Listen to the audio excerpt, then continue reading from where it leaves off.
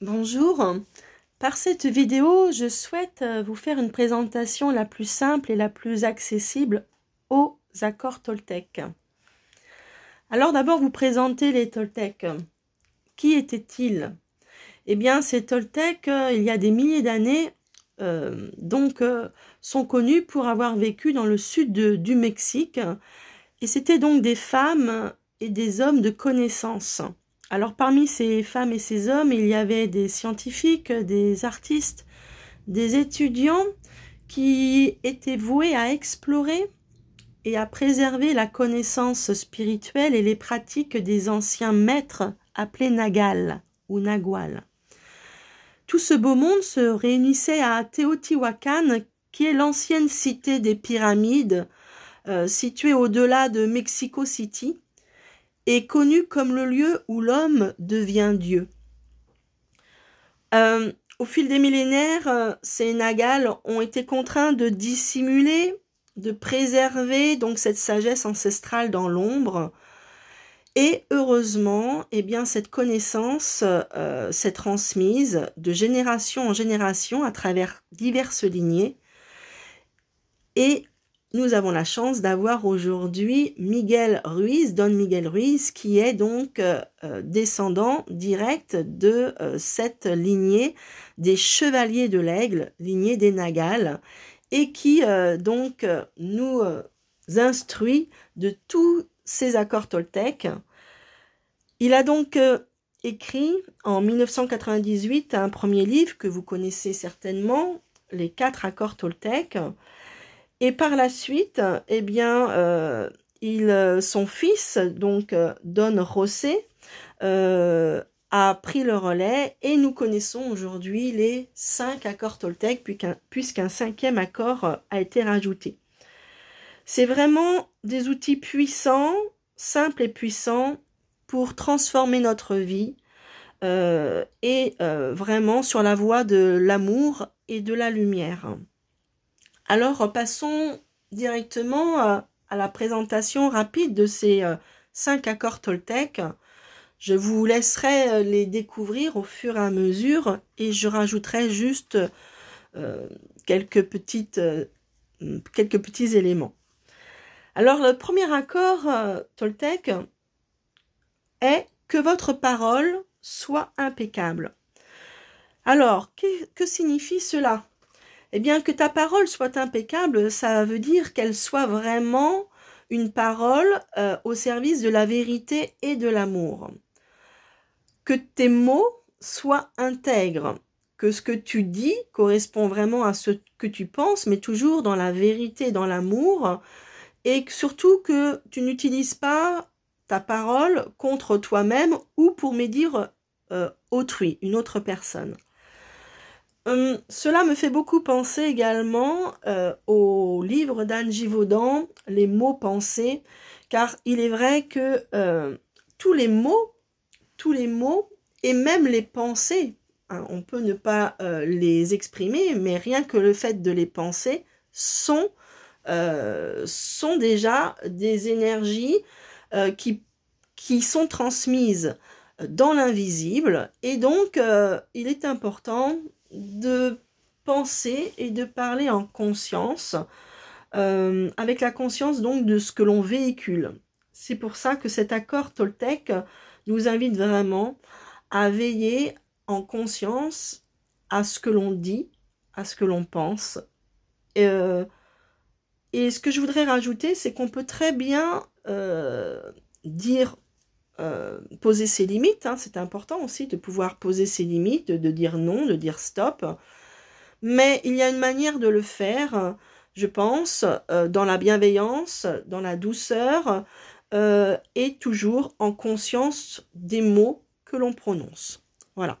Donc, ça, c'est pour le premier accord Toltec, que ta parole soit impeccable.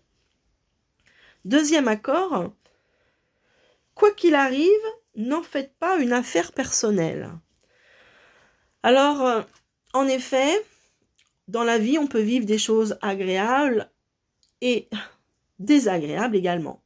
Mais ce que les autres disent ou font n'est qu'une projection de leur propre réalité. de leurs rêves. Et donc, quand on a conscience de cela, eh bien, on n'est plus ensuite victime de souffrances qui seraient inutiles. Tel l'aigle, on prend de la hauteur et on laisse et on remet à l'autre ce qui lui appartient. Nous avons tous des croyances, des valeurs différentes, des expériences différentes, un vécu différent, et donc notre vérité n'appartient qu'à nous. La vérité de l'un n'est pas forcément la vérité de l'autre. Alors, de ne pas faire une affaire personnelle, par exemple de quelqu'un qui nous ferait un non, c'est très important, ça va nous éviter beaucoup de nœuds à la tête et de nœuds au cœur. Cela ne veut pas dire ne pas tenir compte de ce qui a été dit, mais de prendre de la distance et de ne pas donc de laisser la responsabilité aussi à l'autre dans ce qu'il dit et de ce qu'il prononce. Voilà. Donc, c'est en tout cas la manière dont moi je reçois, j'entends et vous redonne ma compréhension de ce deuxième accord Toltec. Troisième accord Toltec, ne faites pas de suppositions. Le jour où j'ai compris cet accord Toltec, eh bien, il m'a beaucoup aidé également, car ça demande du courage, cet accord. Il demande, en effet, le courage d'aller poser les questions à la personne, d'aller lui exprimer ses vrais désirs, ses vrais besoins, et également d'aller vérifier ce que l'on a entendu et compris, et donc de communiquer clairement avec les autres pour éviter des malentendus, des drames, de la tristesse, et se faire tout un film dans sa tête parce qu'on aurait entendu ça ou on aurait compris cela. Vraiment de vérifier qu'on a bien compris ce que l'autre veut nous exprimer est vraiment une base de cet accord Toltec. Et à lui seul, cet accord peut vraiment transformer notre vie quand on prend le temps d'aller vraiment communiquer en direct et d'aller vérifier les choses auprès des personnes. Voilà. Nous passons à présent au quatrième accord Toltec. Faites toujours de votre mieux. Alors, faire toujours de son mieux, eh bien, c'est pas toujours évident pour quelqu'un qui est perfectionniste. Et le mieux, c'est jamais assez. Alors, faire cet accord est vraiment important. Le mieux change, c'est vrai, d'instant en instant. C'est-à-dire qu'au moment T, où on est dans telle émotion, dans tel état d'esprit, eh bien, on fait de notre mieux. Peut-être que si l'événement était arrivé un jour, une semaine plus tard, on aurait fait autrement. Mais quand on est dans un instant T, eh bien, on fait avec les moyens du jour. Voilà. Et donc, c'est ça, ça nous amène vraiment à faire du mieux que l'on peut, simplement, et d'éviter de nous juger. Voilà. Le jugement, c'est la pire des choses vis-à-vis de nous-mêmes et vis-à-vis des autres.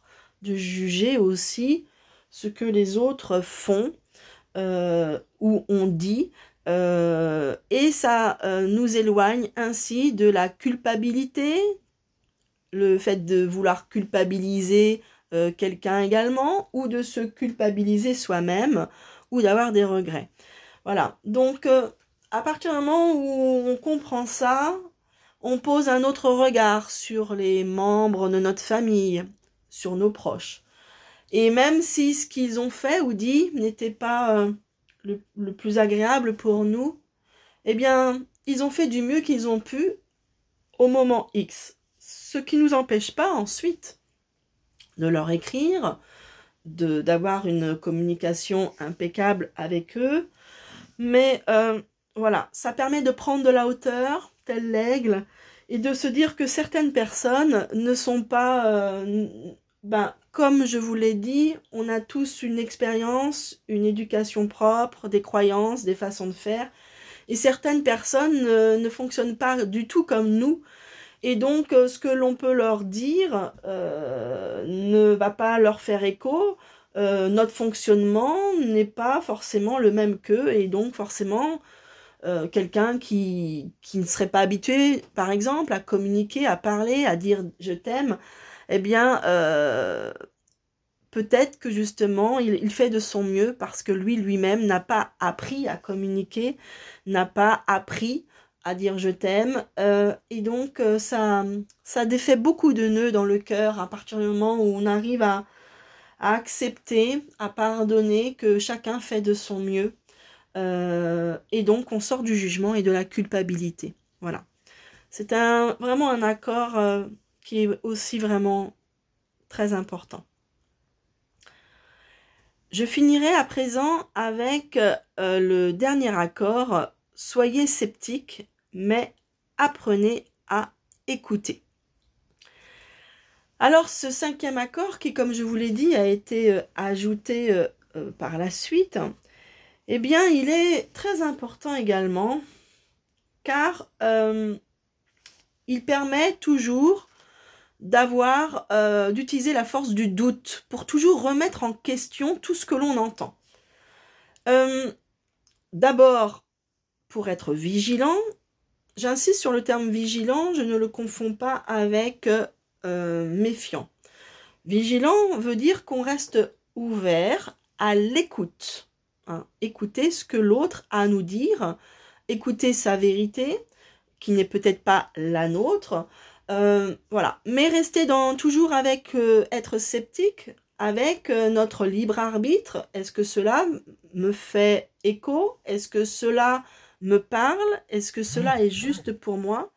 Donc, écoutez l'intention qu'il y a en implicite sous les mots qui ont été prononcés ou les actes, et comprendre, entendre aussi le véritable message. Hein. Des fois, il y a peut-être d'autres choses à entendre en deuxième lecture. Voilà.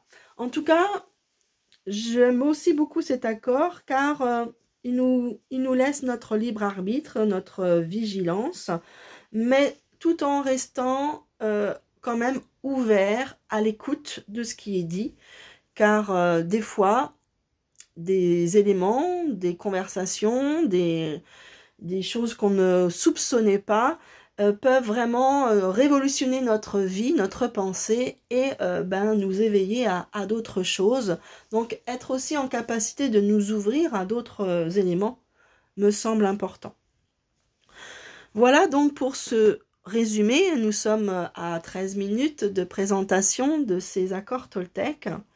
Et pour conclure, j'avais envie aussi de vous parler aussi d'Olivier Clerc qui a beaucoup écrit sur ces accords Toltec et qui a fait une analogie avec les chevaliers, nos chevaliers qui nous sont bien connus en Europe.